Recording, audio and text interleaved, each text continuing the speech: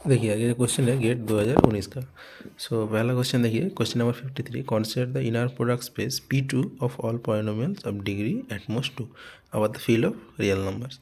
और inner product दिया है देखिए इस तरीके से, और F0 F1 F2 का फंक्शन दिया है, एंड C1 C2 C3 जो रियल कांस्टेंट है उसका मान आपको निकालना होगा। ठीक है, सो देखिए F1 जो है वो है T plus K C1, and F2 जो है F2 equals to T square plus K C2 F1, और आप F1 का मान यहाँ पर बिठा दीजिए। ठीक है, सो T plus K C1, so actually this equals to and plus K C3, so this equals to T square plus K C2T plus C1 C2 plus K C3। ठीक है, okay, so F0 F1 and F2 तीनों function का value आप इस तरीके से लिखो। और आप इनर प्रोडक्ट देखिए, तीन F0 F1 F2 ऑर्थोगोनल बोला है, तो inner product of F0 and F1, so this equals to actually 0, so integration 0 to 1 into K T plus C1 dt equals to 0, so 0 to 1 T dt plus K C1 into के 0 to 1 integration dt, सो इसका मान निकाल जा रहा है 1/2, फिर यहाँ से देखो दिस प्लस के यह C1, so as they are orthogonal so they are inner product must be 0। So देखिए यहाँ पर बोला है F0 F1 F2 भी an orthogonal set, so they are inner product 0, so this imply this equals to 0। So यहाँ से देखो C1 का वैल्यू आएगा C1 इक्वल्स टू -1/2, फिर देखो यहाँ पर 2C1 जो आएगा वो है -1। 2C1 क्यों निकाला, क्योंकि क्वेश्चन में देखो 2C1 प्लस के C2 पूछा है, तो 2C1 इक्वल्स टू -1 आप ठीक है। सो नेक्स्ट जो इनर प्रोडक्ट आप F0 के साथ F1 के साथ F2 की इनर प्रोडक्ट करो, तो ये इनर प्रोडक्ट 0 आएगा। So actually this equals to integration from 0 to 1 limit from 0 to 1 T plus K C1 F1 का मान, और F2 का मान है देखो T square plus K C2T plus C1 C2 plus K C3। ठीक है, C1 C2 plus K C3 और dt। ठीक है, ओके, इंटीग्रेशन के अंदर इस टर्म को थोड़ा सिंप्लीफाई कर लो। सो टी क्यूब, इसे यहाँ से आएगा T cube T plus K C1, आप इसके साथ T square plus K C2T ऐसे रख दो, फिर प्लस के dt, फिर प्लस के 0 to 1 T प्लस C1 के साथ C1 C2 plus K C3 इसका प्रोडक्ट कर लो। सो C1 C2 plus K C3 into K T plus K C1। ऐसा क्यों किया, क्योंकि आपको पता है 0 to 1 T plus K C1 dt इसका मान है 0। जो फर्स्ट इनर प्रोडक्ट है इसको नाम दे दो 1। देखिए इक्वेशन जो 1 है ना वही है 0 to 1 T plus C1 dt equals to 0। So 0 to 1 इसको थोड़ा सिंप्लीफाई कर लो, टी क्यूब प्लस के टी स्क्वायर का जो कोफिशिएंट आएगा C1 plus K C2, and देखो this is T square.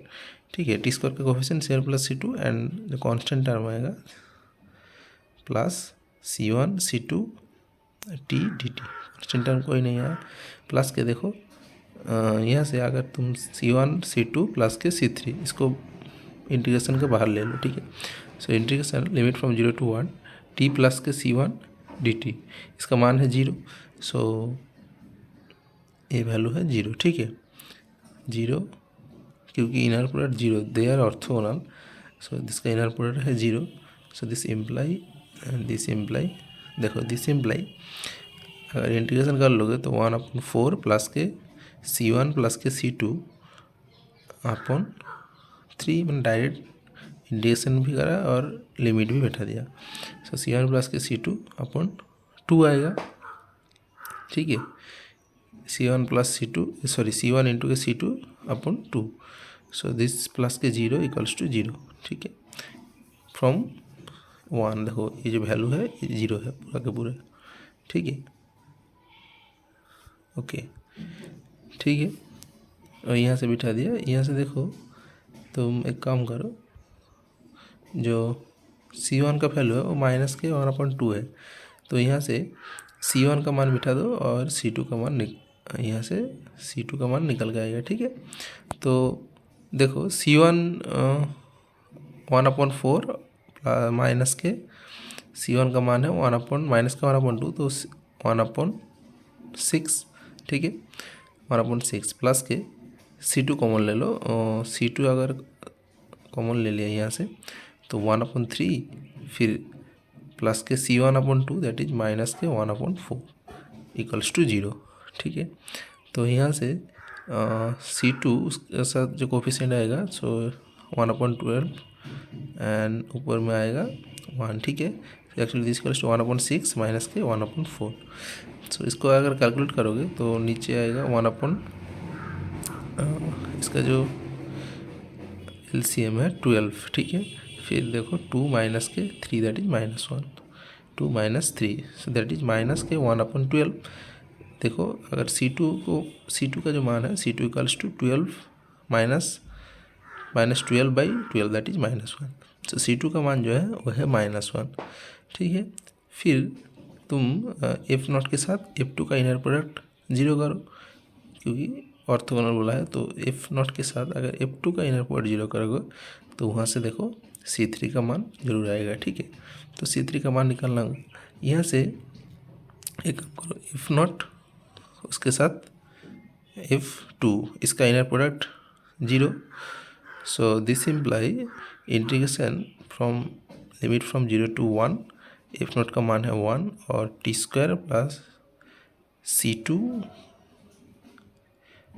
t plus के देखो यहाँ से C1 plus C2 plus C3। ठीक है, सो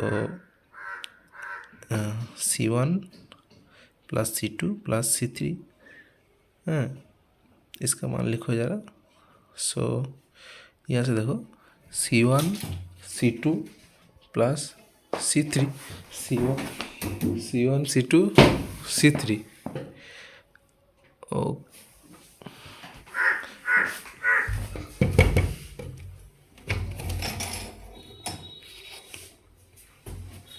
सो इंटीग्रेशन यहाँ पर 0 to 1 t² plus K C3 dt और C2 यहाँ से कॉमन ले लो तो 0 to 1 F1 dt equals to 0। ठीक है, सो इंटीग्रेशन 0 to 1 F1 dt इसका मान है 0। इंटीग्रेशन 0 to 1 F1 dt इसका मान है 0 और t² का इंटीग्रेशन 1/3 लिमिट बिठा दिया प्लस के C3 था प्लस के C3 dt तो C3 आएगा क्योंकि t उसका लिमिट बैठा देगा 1 आएगा। तो C3 का जो मान आएगा C3 इक्वल्स टू माइनस के 1/3 तो 3C3 जो आएगा 3C3 equals to -1। So 3C3 का मान है -1 एंड 2C1 का मान है -1 और C2 का मान है तो C2 इक्वल्स टू -1।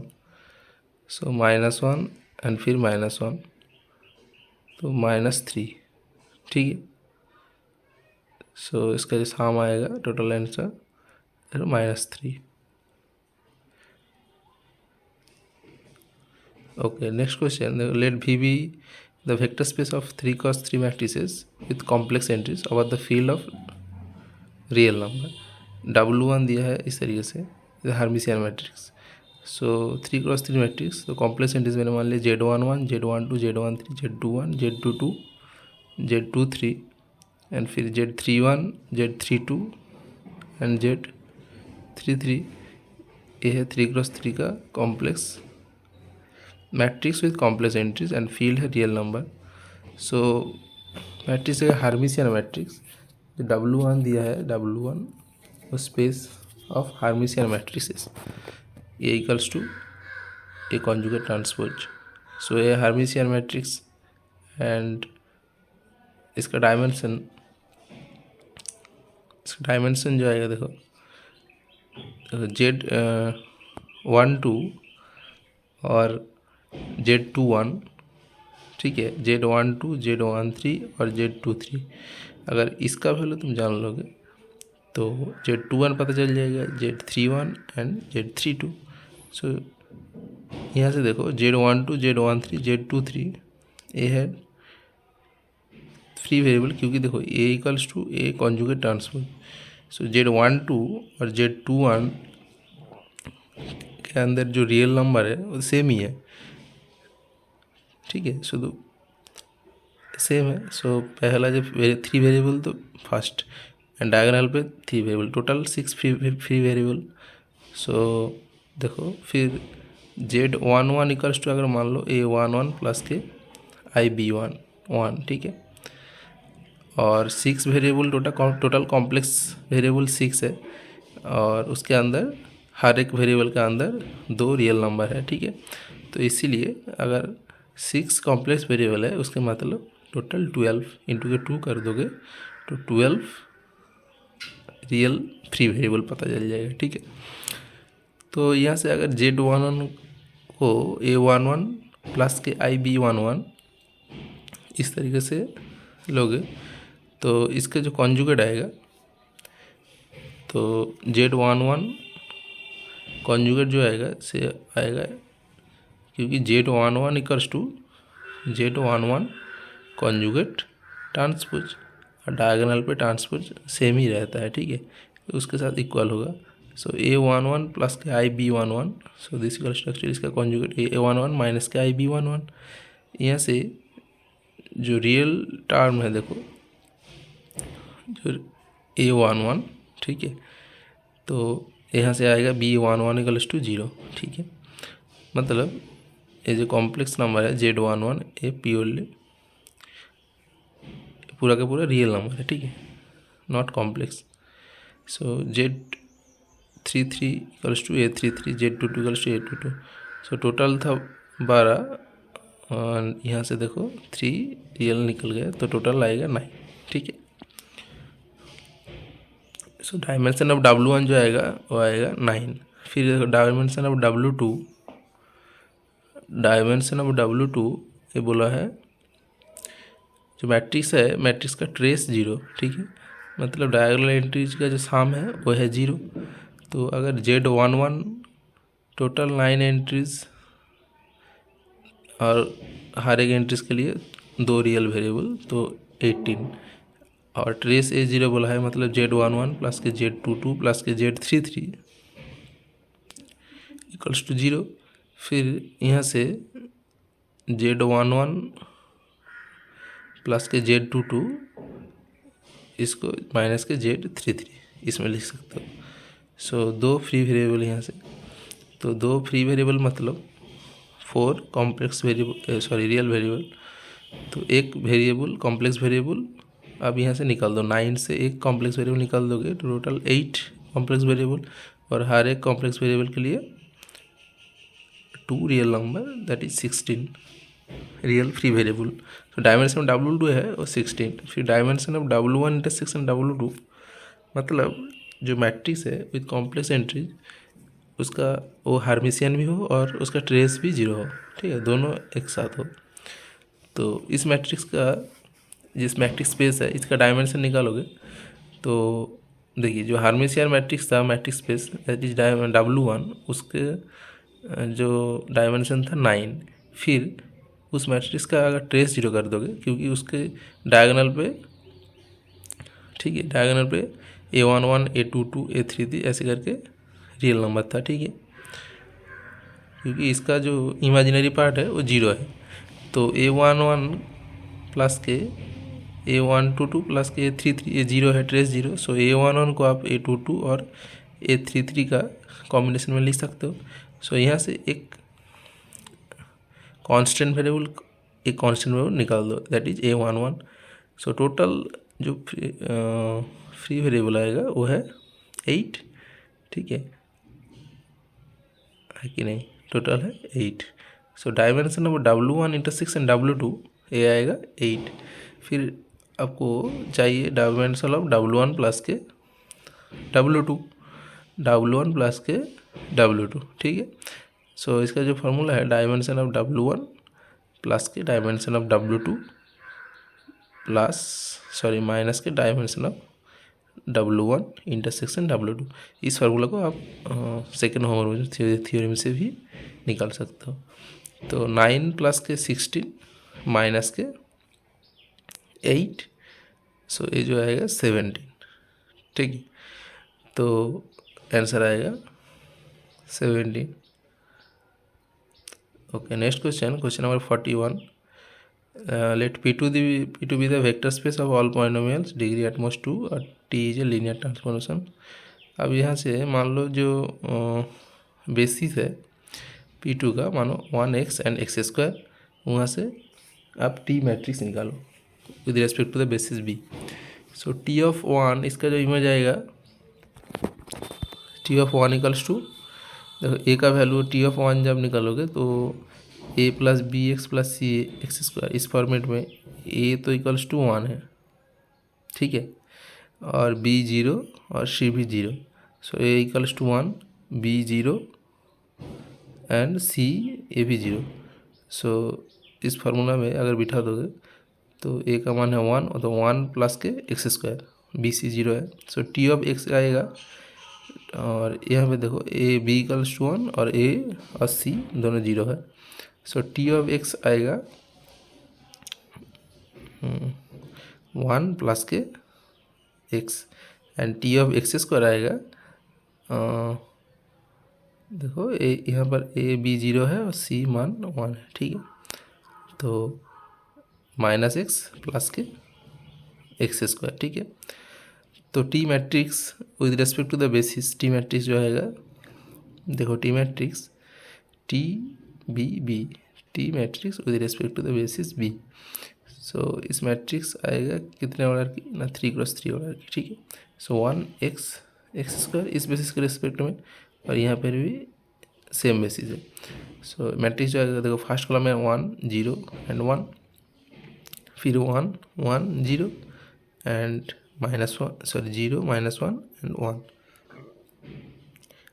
क्योंकि वही T of 1 x and x², इसका जो इमेज था वो इमेज का जो कोएफिशिएंट है उसको कॉलम बराबर लिख दिया। तो देखिए इस मैट्रिक्स का जो ट्रेस है, पूछा है ट्रेस के बारे में, the matrix representation T with respect to standard basis of P2, then the trace of the matrix M is 3 बोला है, ठीक है। सो टी जो मैट्रिक्स आया है फाइनली है 1 1 0, फिर 0 1 एंड -1, फिर 1 0 एंड 1। सो इस मैट्रिक्स का जो ट्रेस आएगा वो तो 3 आएगा, ठीक है। फिर इसका रो इक्विवेलेंस फॉर्म आएगा 1 1 0 0 1 एंड -1, फिर 0 -1 1, ठीक है। मैं इसको रो इक्विवेलेंट फॉर्म में कन्वर्ट कर रहा हूँ, ठीक है। सो इसको लिखोगे 0 1 एंड -1, फिर 8 2 के साथ 8 3 जोड़ दो, सो 0 0 0। सो मैट्रिक्स का जो रैंक है, देखो रैंक ऑफ टी, तो रैंक है 2, ठीक है।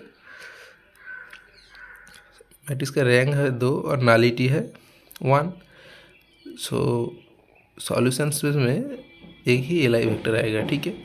तो ए बी सी इस वेरिएबल के रेस्पेक्ट में, so T X equals to 0, ये सिस्टम है, इसके अंदर जो सॉल्यूशन आएगा वो है एक्स ए बी सी इस vector column vector, okay.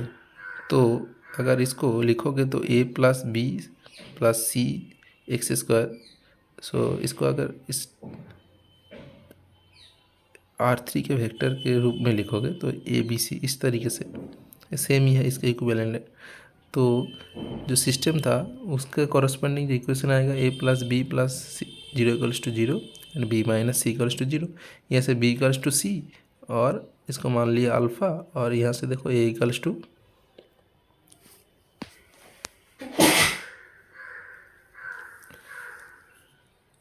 To minus B, that is minus alpha. So minus alpha alpha and alpha.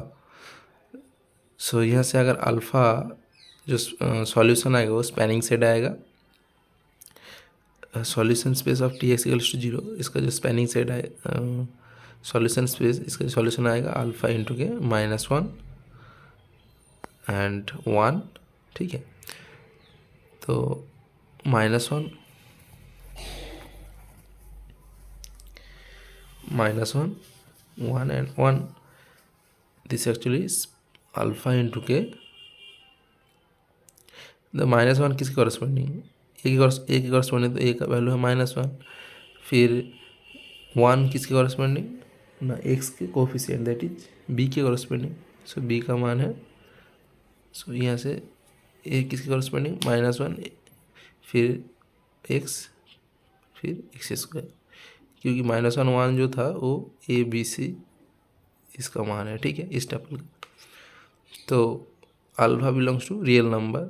So null space जो है that is the solution space of T X equals to 0. इसका जो solution space आएगा वो alpha into के -1 plus x square इस format में आएगा. ठीक है, so option 1 is true. Now the range space के बारे में पूछा है. Range space is T is spend by the set. तो देखो रेंज स्पेस आएगा जो कॉलम स्पेस, वही रेंज स्पेस आएगा. तो कॉलम स्पेस के अंदर C1 C2 C3, इसके अंदर जो C2 कॉलम C1 जो कॉलम है वो C2 प्लस C3 इसका लीनियर कॉम्बिनेशन है. तो मतलब यहाँ से 2 LI कॉलम मिलेगा आपको, और रैंक भी 2 बोला है, तो 2 LI कॉलम मिलेगा. और उसका जो लीनियर कॉम्बिनेशन क्या, उसका स्पैनिंग सेट की रेंज स्पेस आएगा. सो 1 0 1 इसके कॉरस्पॉन्डिंग आएगा. देखिए 1 प्लस के एक्स स्क्वायर. देखिए C2 कॉलम के कॉरस्पॉन्डिंग जो वेक्टर आएगा 1 प्लस के एक्स. तो 1 प्लस के एक्स स्क्वायर और 1 प्लस के एक्स, इस सेट से ही पूरा का पूरा कॉलम स्पेस जनरेट हो जाएगा, है कि नहीं. सो कॉलम स्पेस ऑफ टी जो आएगा, so this actually spanning set of C1 और C2. इस कॉलम से, दोनों कॉलम से पूरा का पूरा रेंज पे जनरेट हो जाएगा. ठीक है, फिर देखो ऑप्शन 3 में बोला है आप 1 प्लस एक्स की image under the map T. So अगर तुम टी ऑफ 1 प्लस एक्स इसका इमेज निकालोगे, सो देखिए टी है linear transformation. So T of 1 plus के टी ऑफ एक्स. ठीक है, as T is a linear transformation. So देखिए टी ऑफ 1 का जो इमेज है पहले निकाला था 1 प्लस के एक्स स्क्वायर. ठीक है, और टी ऑफ एक्स का इमेज है 1 प्लस एक्स. तो यहाँ पर बिठा दो. सो टी ऑफ 1 का जो इमेज है that is 1 plus x square and plus के 1 plus x, that is 2 plus के एक्स प्लस के एक्स स्क्वायर. फिर आपको निकालना होगा टी ऑफ 1 प्लस एक्स. सो इसका इमेज अगर निकालोगे तो टी ऑफ 2 प्लस के एक्स प्लस के एक्स स्क्वायर. सो देखिए टी है linear transformation. So T of 2 plus के टी ऑफ एक्स प्लस के टी ऑफ एक्स स्क्वायर, है कि नहीं. सो देखिए टी ऑफ 2 को आप कैसे लिख सकते हो, टी ऑफ 1 प्लस के 1. सो टी इंटू के टी ऑफ 1 ऐसे लिख सकते हो प्लस के. ठीक है, फिर टी ऑफ 1 के मान यहाँ पर बैठा दो 1 प्लस के एक्स स्क्वायर. ठीक है, सो 2 इंटू के 1 plus x square plus T of x. देखिए टी ऑफ एक्स का मान है 1 प्लस एक्स, फिर T of 1 plus x square. इसका मान भी निकाला था, उसका मान है देखिए यहाँ पर बिठा दो -x प्लस के एक्स स्क्वायर. इसको ज़रा सिंप्लीफाई करो. ठीक है, देखिए टी ऑफ एक्स स्क्वायर का मान है -x प्लस के एक्स स्क्वायर. ठीक है, ओके. तो यहाँ से अगर तुम सिंप्लीफाई करोगे इसको तो x से x कट गया. फिर देखो तो 2x स्क्वायर प्लस के x square that is 3x square and 2 plus के 1 दैट इज 3. सो अगर 3 कॉमन ले लोगे तो 3 इंटू के एक्स स्क्वायर 1 प्लस के x square. So T of 1 plus X इसका इमेज है 3 इंटू के 1 प्लस एक्स स्क्वायर. लेकिन ऑप्शन में देखो दिया है सिर्फ 1 प्लस एक्स स्क्वायर, तो ये गलत है. सो ऑप्शन 3 जो है ये गलत ऑप्शन है. ठीक है, नाउ ऑप्शन 4 में पूछा है जो मैट्रिक्स रिप्रेजेंटेशन टी का उसका ट्रेस आएगा 3. तो आप देख सकते हो इस मैट्रिक्स में देखिए डायगोनल पे 1 फिर 1 एंड देखिए 1 पोजीशन पे 1, 2 पोजीशन पे भी 1 एंड 3 पोजीशन पे भी 1. तो इसको ज़रा ऐड कर दो तो वही ट्रेस आएगा. डायगोनल पे जो एलिमेंट है उसका तुम साम निकाल लो. तो 1 प्लस के 1 प्लस के 1 दैट इज़ 3. सो ए तो ट्रू है. सो 1 2 एंड 4 करेक्ट ऑप्शन. सो देखिए ऑप्शन सी में 1 2 एंड 4 ओनली बोला है, तो option C is correct. Okay, next question देखिए, क्वेश्चन नंबर 36. बोला है M B A 3x3 real matrix symmetric matrix. ठीक है, और आइगन वैल्यू दिया है 0 2 and A with respect to the eigenvector u v and w. ठीक है, फिर देखिए ऑप्शन ए में ए बी सी इस साम को निकालना होगा, ए प्लस बी माइनस सी, फिर तो ए बी सी इसको निकालना होगा। उससे पहले आप एक स्टेटमेंट देखिए, if A is a real symmetric matrix then the eigenvectors corresponding to distinct eigenvalue are orthogonal. मतलब अगर आपके पास कोई भी रियल सिमेट्रिक के छोड़ के अगर कोई भी नॉर्मल मैट्रिक्स भी हो, तो अगर उसके अंदर दो आइगन वैल्यू ऐसा मिल जाए कि दोनों के दोनों डिस्टिंक्ट है, फिर उसके कॉरस्पॉन्डिंग जो आइगन वेक्टर आएगा ना, वो दोनों आइगन वेक्टर जो है दोनों आइगन वैल्यू के कॉरस्पॉन्डिंग वो ऑर्थोगोनल होंगे। ठीक है, तो ये जो स्टेटमेंट है ये किसी भी नॉर्मल मैट्रिक्स के लिए ट्रू है। तो सिमेट्रिक मैट्रिक्स एक प्रकार का नॉर्मल मैट्रिक्स है, तो इसके लिए भी ट्रू है। ठीक है, तो जो नॉर्मल मैट्रिक्स है वो एक्चुअली डायगोनलाइजेबल है कि नहीं। तो नॉर्मल मैट्रिक्स के लिए रियल, यहाँ पे रियल सिमेट्रिक मैट्रिक्स बोला है तो इसके लिए ट्रू है। फिर देखिए यहाँ पे 0 और 2 दोनों के दोनों जो आइगन वैल्यू है दोनों डिस्टिंक्ट आइगन वैल्यू है। तो मैंने इसको मान लिया लैम्डा 1 इक्वल्स टू 0 और लैम्डा 2 इक्वल्स टू 2 और lambda 1 not equals to lambda 2। ठीक है, तो इसके कॉरस्पॉन्डिंग जो आइगन वेक्टर आएगा मतलब u और v ये दोनों के दोनों ऑर्थोगोनल होंगे। तो u डॉट v अगर करोगे वो इक्वल्स टू 0 आएगा। बट इनका इस स्टेटमेंट का कॉन्वर्स ट्रू नहीं है। मतलब अगर आइगन वैल्यू ऑर्थोगोनल आ जाए आइगन वेक्टर, उसका मतलब ये नहीं है दोनों के दोनों आइगन वैल्यू डिस्टिंक्ट आएगा। लेकिन इसका नेगेशन ट्रू है, मतलब आइगन वेक्टर अगर ऑर्थोगोनल ना हो तो दिस इम्प्लाई दोनों के दोनों आइगन वैल्यू सेम है। ठीक है, तो इस स्टेटमेंट का अगर तुम देखिए पहले जो आइगन वैल्यू है और दोनों के दोनों डिस्टिंक्ट है, तो इसका जो डॉट प्रोडक्ट आएगा that is standard inner product जो है तो 0। ठीक है, तो यहाँ पर देखिए जो u है वो है 4bc उसका ट्रांसपोज डॉट -1 2 एंड 0। ठीक है, इसका डॉट प्रोडक्ट को कीजिए ज़रा माइनस के 4। ठीक है, so this is actually 0 equals to, so this imply minus K, ठीक है, माइनस के 4 plus 2b and equals to 0। देखिए तो 2b equals to 4, so b equals to 2। ठीक है, तो b का जो मान आया है वो है 2, फिर b इक्वल्स टू 2। ठीक है, तो यहाँ से एक तो मान आ गया b इक्वल्स टू 2, फिर आपको a और c का मान निकालना होगा। ठीक है, फिर देखिए जो v और w है उसका अगर तुम डॉट प्रोडक्ट करोगे तो क्या आएगा, देखो -1 2 एंड 0, तो उसके साथ उसका ट्रांसपोज था v और w था 1 1 1। ठीक है, तो 1 1 1। ठीक है, इसका तुम डॉट प्रोडक्ट करो ज़रा, सो -2, ठीक है, -1 प्लस 2 एंड 0। ठीक है, तो -1 plus 2 that is 1 non zero. तो मैंने अभी बोला कि अगर आइगन वेक्टर का dot if two eigenvector are not perpendicular then the corresponding eigenvalues are equal मतलब सेम है, डिस्टिंक्ट नहीं है। तो लैम्डा 2 इक्वल्स टू लैम्डा 3। ठीक है, सो लैम्डा 2 था 2, तो लैम्डा 3 मैंने माना a। ठीक है, सो a का मान आएगा 2, सो a और b दोनों का मान है 2। ठीक है, फिर c का मान निकालना होगा। c के लिए आप एक काम कीजिए, जो u वेक्टर था उसके साथ w की डॉट प्रोडक्ट कीजिए। ठीक है, और देखिए a का मान 2 है, तो 0 और 2 दोनों डिस्टिंक्ट आइगन वैल्यू है।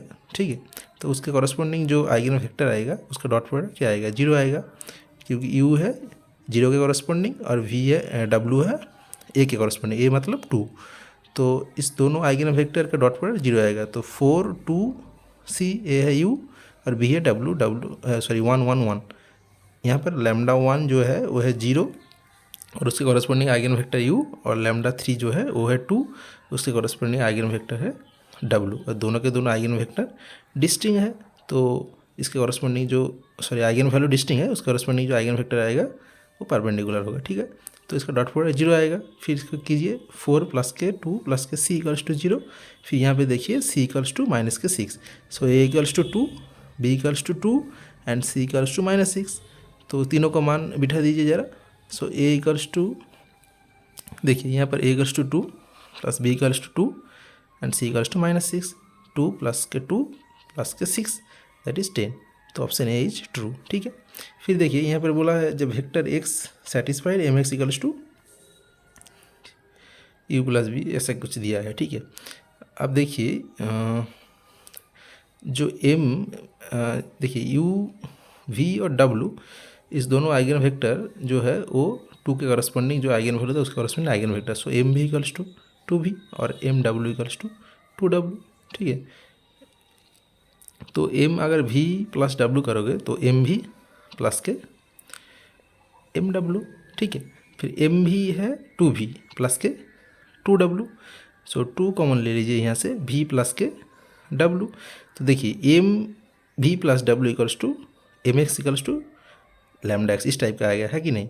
तो v प्लस डब्लू उसके कॉरस्पॉन्डिंग 2 के आइगन वैल्यू के कॉरस्पॉन्डिंग जो आइगन वेक्टर आया है वो है v प्लस डब्लू।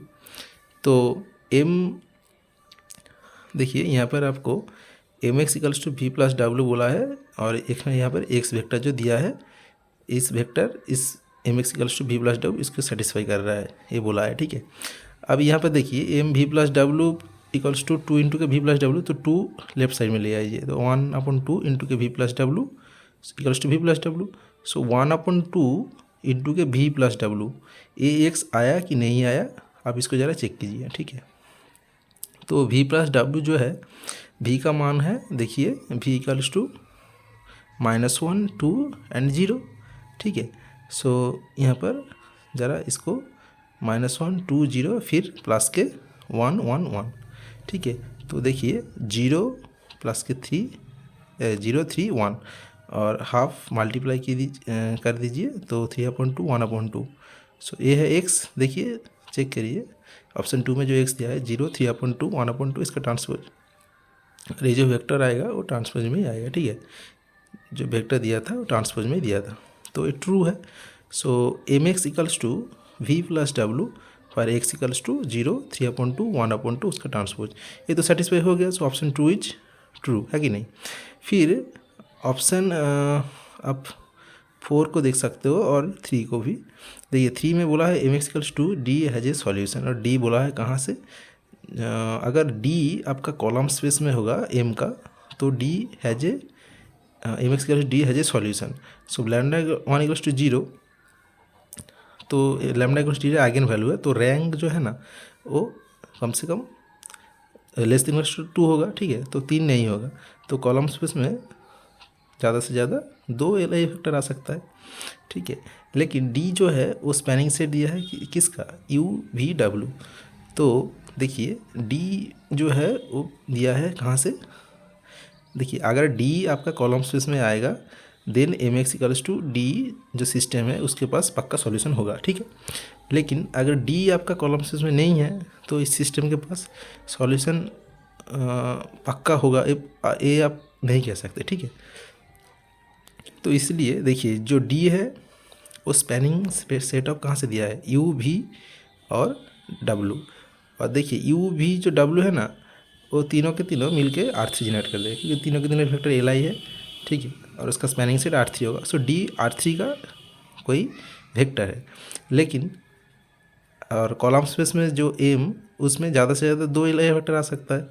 तो ये जो डी है मान लीजिए कोई R3 का मेम्बर है वो कॉलम स्पेस में आएगा, इसका कोई ज़रूरी नहीं है। ठीक है, जो कॉलम स्पेस आएगा वो R3 का सब स्पेस होगा। ठीक है, तो R3 का कोई मेंबर ले लोगे तो वो कॉलम स्पेस में आएगा, इसका कोई जरूरी नहीं है, तो not a always true, it's not always true. ठीक है, तो M X equals to D has a solution, it is not always true. ठीक है, सो यहाँ पर बोला है for any D M X equals to D has a solution, ये पक्का झूठ स्टेटमेंट। ठीक है, फिर देखिए the trace of the matrix M square plus K 2m, इसके बारे में पूछा है। तो आप देखिए ज़रा जो एम मैट्रिक्स था उसका आइगन वैल्यू कौन कौन था। मैंने एक पॉलिनोमियल मान लिया, मानो F X equals to X square plus K 2x, तो एफ एम जो आएगा that is M square plus K 2m। जो पॉलिनोमियल है ये एनालिटिक पॉलिनोमियल है कि नहीं। तो m का जो आइगन वैल्यू था वो था 0 2 एंड 2। सो एफ एम जो मैट्रिक्स आएगा मानो उसका आइगन वैल्यू कौन कौन आएगा 0, तो 4 प्लस के 4 एंड 2 बिठाओगे तो 4 प्लस के 4 दैट इज 0 8 एंड 8। तो trace of M square plus 2m, इस मैट्रिक्स का ट्रेस कितना आएगा, sum of all eigen values that is 0 plus के 8 दैट इज 16, है कि नहीं। तो ऑप्शन देखो जरा, यहाँ पर बोला है the trace of the matrix is 8, ठीक है। तो ये तो गलत स्टेटमेंट है कि नहीं। तो ऑप्शन 4 में जो है ये 8 दिया है, तो option 1 and 2 is true, so option B is correct, ठीक है। ऑप्शन बी में देखो 1 एंड 2 ओनली बोला है, ठीक है। ओके, नेक्स्ट क्वेश्चन देखो जरा, देखिए नेक्स्ट क्वेश्चन में बोला है if the characteristic polynomial and minimal polynomial of A square matrix A R, इस दिया है देखो, इसका पावर देखो जरा, 1 प्लस के 4 प्लस के 5 दैट इज 10। तो ये है 10 क्रॉस 10 ऑर्डर की मैट्रिक्स, और इसका जो कैरेक्टरिस्टिक पॉलिनोमियल है 10 डिग्री का पॉलिनोमियल दिया है। और मिनिमल पॉलिनोमियल देखो, मिनिमल पॉलिनोमियल से आप इसका आइगन वैल्यू निकाल सकते हो। आइगन वैल्यू कौन कौन आएगा, 1 माइनस के 1 एंड 2। देखिए तीनों के तीनों जो आइगन वैल्यू है वो डिस्टिंक्ट, ठीक है। और मिनिमल पॉलिनोमियल जो दिया है वो डिस्टिंक्ट लीनियर फैक्टर में दिया है, ठीक है। सो यहाँ से आप क्या इम्प्लीफाई कर सकते हो। सो ए का जो मैट्रिक्स है वो डायगोनलाइजेबल है कि नहीं। अगर minimal polynomial distinct linear factor में आएगा तो ए मैट्रिक्स डायगोनलाइजेबल, और कॉन्वर्स भी ट्रू है इसका। तो ए डायगोनलाइजेबल आएगा, इसका मतलब है अब यहाँ से अगर मान लो मैंने F X equals to X plus 1 ले लिया, ठीक है। सो एफ ए जो आएगा ए प्लस आइडेंटिटी मैट्रिक्स। सो अगर ए का आइगन वैल्यू 1 माइनस 1 2 है, तो एफ ए का आइगन वैल्यू कौन कौन आएगा, और ए आई यहाँ पर स्केलर मैट्रिक्स है, ठीक है। तो एफ ए का जो आइगन वैल्यू आएगा, तो 1 बिठाओगे तो 1 प्लस के 1 दैट इज 2, फिर -1 बिठाओगे तो -1 प्लस के 1 दैट इज 0, एंड फिर 2 बिठाओगे तो 2 प्लस के 1 दैट इज 3, ठीक है। तो देखो 2 0 3 ये तीन जो आइगन वैल्यू है ये एफ ए के दैट इज ए प्लस आई के कॉरस्पॉन्डिंग। तो यहाँ पर पूछा है रैंक के बारे में ए प्लस आई का। देखिए -1 जो है उसका अलजेब्रिक मल्टीप्लिसिटी कितना है, 4 है। तो एम ऑफ 0 तो -1 इसका अलजेब्रिक मल्टीप्लिसिटी 4 होगा। अब देखो अगर इस मैट्रिक्स के कॉरस्पॉन्डिंग आई ए प्लस आई, इसके कॉरस्पॉन्डिंग ये कितने क्रॉस की मैट्रिक्स, 10 क्रॉस 10 क्रॉस की मैट्रिक्स आएगा।